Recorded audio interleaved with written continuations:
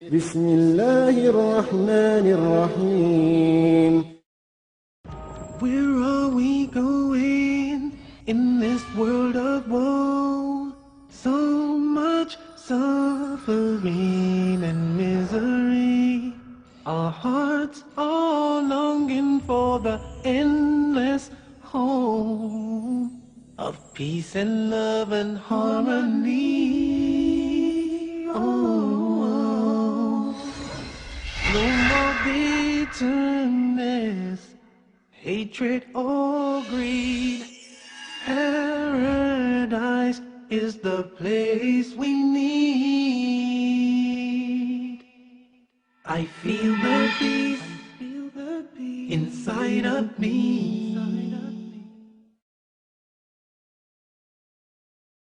Greetings and peace. This is Dr. Lourence Brown with another episode of Interfaith Issues, where we discuss the issues of common interest to the three Abrahamic religions of Judaism, Christianity, and Islam. Today I'm going to be talking about the subject of where is the Christ in Christianity.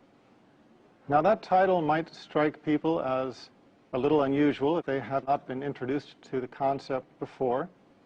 The reason for the title, Where is the Christ in Christianity, is simply that many who read the Christian scriptures encounter a paradox that they have difficulty resolving. And that paradox is that the teachings of Jesus Christ often are found to be seemingly at odds with the tenets of Christian faith. Now, I would like to begin by backing up a step to the Old Testament. We all know, of course, Christianity is based upon the New Testament, but let's back up for a minute to the Old Testament, the scripture that Jesus Christ held up as the scripture of his time. We have to remember that Jesus Christ was an Orthodox Jew. This is why he is frequently referred to as Rabbi Jesus. The Old Testament was the book that Rabbi Jesus held up as the book of laws of his time. These were the laws that he taught to his disciples. And so it is important for us to take a speculative look at the Old Testament. Let's begin with Genesis 32, where it is recorded that Jacob wrestled with another man? No. An angel? No, although it might say that in the translation. No, it's actually written that Jacob wrestled with God.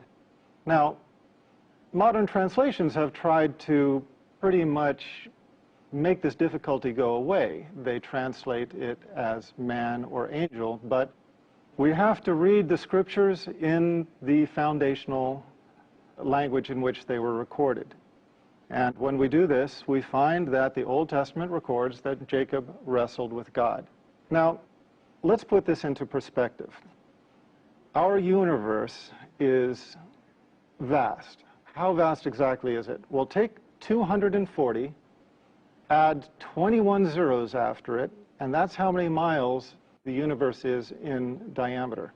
240 with 21 zeros after it is 7 sets of 3 zeros with commas. It's a number so vast, I'm not even sure if anybody knows the name for it. And on top of that, within this known universe, we have over 1 billion galaxies, and the universe, despite its vastness, is still expanding at 90% the speed of light.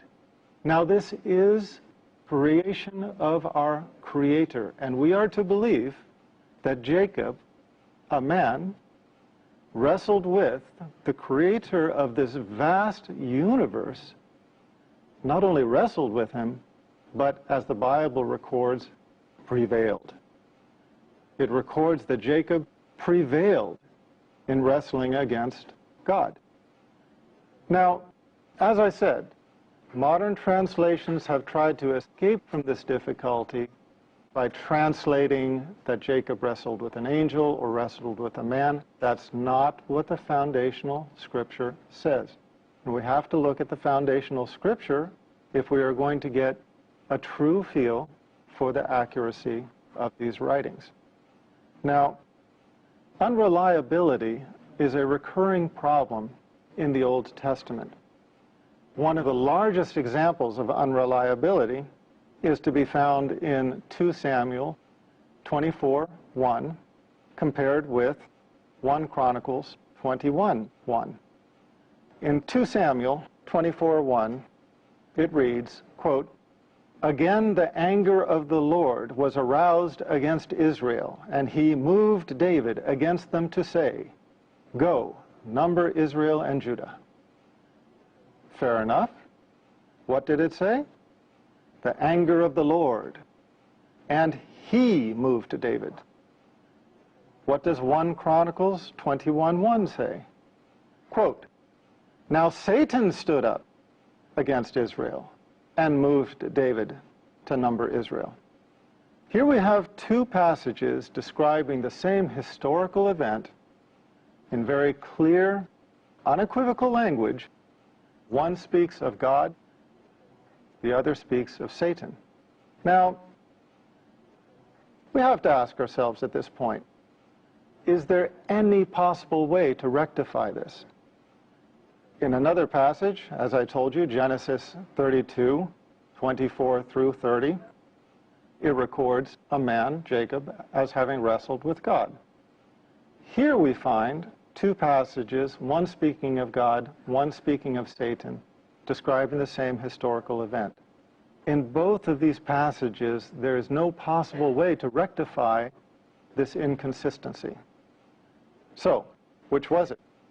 Was it the Lord or was it Satan? We don't know.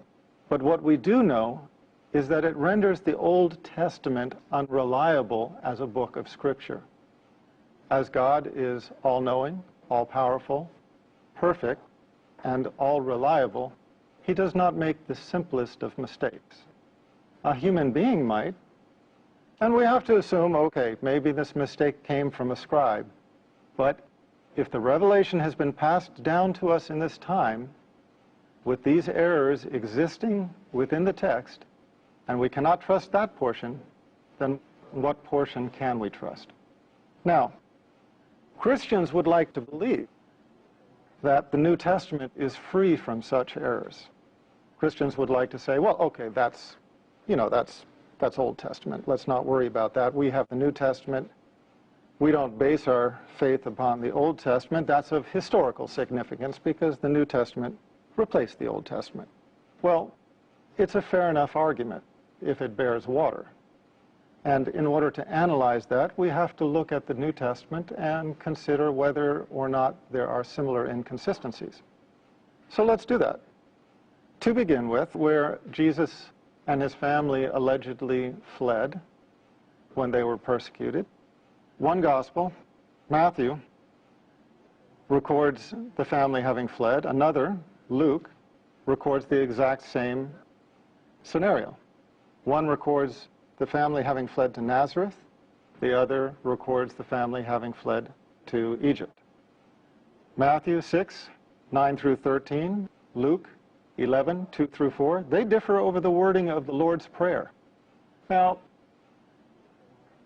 think about what this means. We're talking about the Lord's Prayer. We're not talking about a little esoteric, little-known prayer. We're talking about the Lord's Prayer, the most commonly quoted Christian prayer in the world throughout the history of Christianity. And yet we have 2 different versions of it. It is described in 2 Gospels, and the wording does not agree. How much does the wording not agree? Over the last several years, the Jesus Seminar has compiled over 300 fellows of the Jesus Seminar. These are leading Christian scholars who represent their various faiths. They are at the top of the academic and the theological field, and they analyze the Christian scriptures. They analyze the foundational manuscripts, not the ones that we read in our translations into whatever language. No, they analyze the manuscripts in their original language. How big is the difference between the 2 versions of the Lord's Prayer? It is so large that the Jesus Seminar agrees that the only word Jesus Christ reportedly stated that they can agree upon that he stated was Father. Now we're talking about the prayer that starts, Our Father who art in heaven, hallowed be thy name, da da da da da. But as famous as this prayer is, as much as people rely upon this prayer and think that these were the actual words of Jesus, the preeminent theologians and Christian scholars of the Jesus Seminar have concluded that the only word of the Lord's Prayer that can be definitively traced to Jesus Christ is the word Father. So this gives us some idea of the problems that exist in the New Testament as well. Matthew and John disagree over another point of critical importance. In Matthew 11:13 through 14, and chapter 17, 11 through 13, and John 1:21. These two Gospels disagree over whether John the Baptist was Elijah or not. In one case, John the Baptist described as Elijah. In another case, he is disavowed as Elijah. Again, you can't have it both ways. And in a book of God, we don't expect to find this kind of discrepancy. Now, that's enough information for all of us to chew on for a few minutes. So let's take a break, and we'll come back shortly.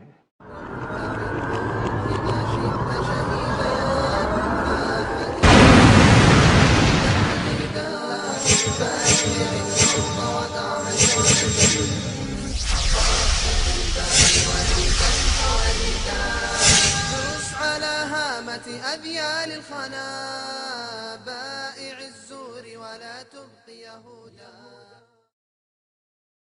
Welcome back, and let's continue with our discussion on this segment of Interfaith Issues. We are talking about where is the Christ in Christianity. We don't expect to find discrepancies like who carried the cross.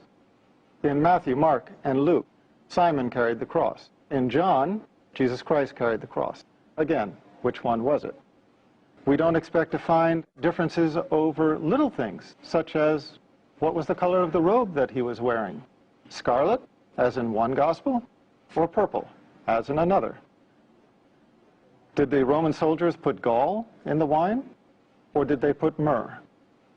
Look at the Gospels. You will find parallel stories that do not agree. Was Jesus crucified before the third hour, as in Mark 15:25, or after the sixth hour, as in John 19:14 through 15? Now, before the third hour and after the sixth hour, there is no way of reconciling these. There is no way that that time frame can overlap. You cannot have it both ways. And we are only talking about the events that are recorded leading up to the alleged crucifixion. After the alleged crucifixion, all similarity between the stories becomes almost unrecognizable. Now, that's a hefty challenge. And I would challenge the serious and the sincere to go and read the Gospels, look at them side by side, and compare the stories after the alleged crucifixion to see exactly on what details they agree. One of the most important details that they do not agree on is the last words of Jesus Christ. Now, think about this. Throughout time, whenever you have a famous personality, when that person is dying, their followers, the people who love that person or emulate that person or want to just write history books about that person, they hang upon their deathbed waiting for their last words. You can even find books about this. There's one book called Famous Last Words. And what is interesting is that there is no disagreement about the last words of the famous personalities in books like Famous Last Words. But when it comes to Jesus Christ, one gospel records that his last words were, "It is finished." Another gospel records that his last words were, "It is finished?" No, not at all. The other gospel records that his last words are, "Father, into your hands I commend my spirit." Which is it? Again, you can't have both. You can't have he said this and then said that and they were both his last words. No. if you said this and then you said that, this is no longer his last words. These are only a few of a long list of scriptural inconsistencies, and they underscore the difficulty in embracing the New Testament as unadulterated scripture, scripture that we can be comfortable hanging our salvation upon, trusting that this book will get us into paradise because it is letter perfect and we can be assured that it is pristine revelation from God. Because quite clearly it is not. There are inconsistencies that cannot be rectified with one another. Hence the question, where is the Christ in Christianity? On one hand, we have a religion that is named after Jesus Christ. And if you ask any Christian, what is the foundation of your faith? What does it mean to be Christian? They will say it means to follow the teachings and the example of Jesus Christ. But now, if that is the case, why do we find such a large disparity between what Jesus Christ teaches and what the Church teaches as the tenets of Trinitarian Christian faith? Let me give you some examples. Jesus Christ taught Old Testament law.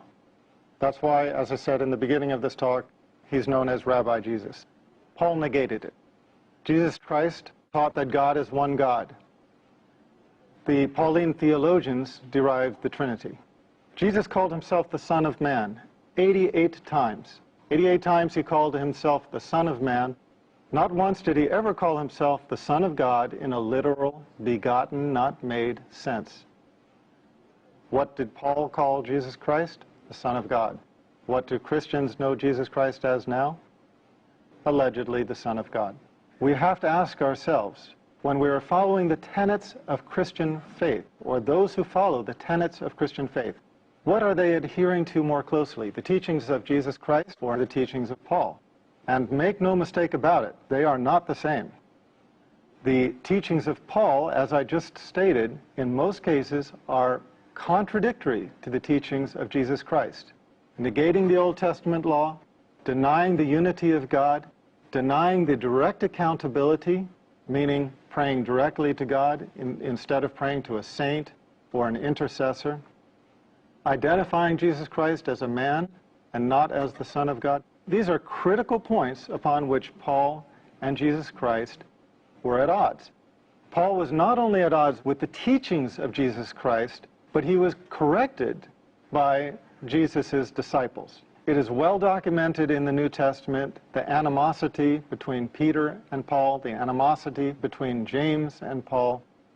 So again, the title of this talk, Where is the Christ in Christianity? Because what we are finding is that what Jesus Christ taught is not the foundation of the tenets of faith encountered in Trinitarian churches of this time. Rather, the Trinitarian churches of this time are based predominantly upon the teachings of Paul. How recognizable is this? Is this something that I am seeing for the first time nobody else has seen? Is this something that has escaped the knowledge of Christian scholars? Not at all. They are well aware of it, but they are shy to talk about it. Let me read some quotes. Lehman contributes, quote, "What Paul proclaimed as Christianity was sheer heresy, which could not be based on the Jewish or Essene faith, or on the teaching of Rabbi Jesus. But, as Schoenfeld says, the Pauline heresy became the foundation of Christian orthodoxy, and the legitimate church was disowned as heretical." Was this only to be found in the writings of Lehman? No. Barty Ehrman, probably the leading scholar of biblical textual criticism alive today, speaking upon this very subject, commented, quote, "Paul's view was not universally accepted, or, one might argue, even widely accepted. Even more striking, Paul's own letters indicate that there were outspoken, sincere, and active Christian leaders who vehemently disagreed with him on this score and considered Paul's views to be a corruption of the true message of Christ. One should always bear in mind that in this very letter of Galatians, Paul indicates that he confronted Peter over just such issues. He disagreed, that is, even with Jesus' closest disciple.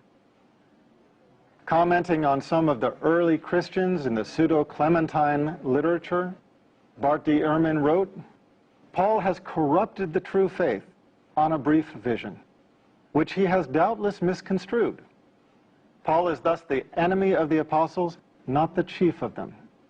He is outside the true faith, a heretic to be banned, not an apostle to be followed." Joel Carmichael, quote, "We are a universe away from Jesus. If Jesus came only to fulfill the law and the prophets, if he thought that not one iota, not a dot would pass from the law, that the cardinal commandment was, quote, 'Hear, O Israel, the Lord our God, the Lord is one,' and that no one was good but God, what would he have thought of Paul's handiwork? Paul's triumph meant the final obliteration of the historic Jesus." There are many others who have made similar comments. The point is that in analyzing Christianity, we have to choose who to take the teachings from. If we are choosing to take our teachings from the prophet Jesus, let's do it. Let's take from his teachings. Let's go and buy a red letter Bible that records all the words of Jesus Christ in red, and we will find everything that Jesus said very clear. You will find everything that I have spoken about in this last 20 minutes. You will find him speaking of one God. You will find him speaking of himself as the Son of Man. You will find him speaking of direct accountability. You will find him speaking of the fact that he was an ethnic prophet, etc., etc. But if you choose to follow the teachings of Paul, well, then you are welcome to follow the Pauline, Trinitarian Christianity that prevails in this time. But before you do that, I would suggest one thing. Let's take a close look at these issues I have described. Jesus Christ teaching that there is only one God, teaching that the prophets were men and sons of men, teaching direct accountability. What other religion, what other of the Abrahamic religions conveys these simple, true values? If you answered Islam, you'd be correct. Here is a religion that honors Jesus Christ as the prophet, that recognizes his humanity, recognizes the truth of the revelation that he conveyed, but at the same time recognizes the very human corruptions, whether intentional or not, that crept into that revelation over time. At the same time, Islam is a religion of Tawheed, belief in the oneness of God, as Jesus professed, and it is a religion that fulfills everything that Jesus Christ himself spoke of. If you want to learn more about this, expand your knowledge on the subject, please go to my website, www.leveltruth.com. Look at the first of my series of books, Misguided, and you can carry it further from there. For now, this is Dr. Brown concluding this issue of Interfaith Issues, and looking forward to the next time we meet on this channel. Peace, and thank you for sharing this time with me.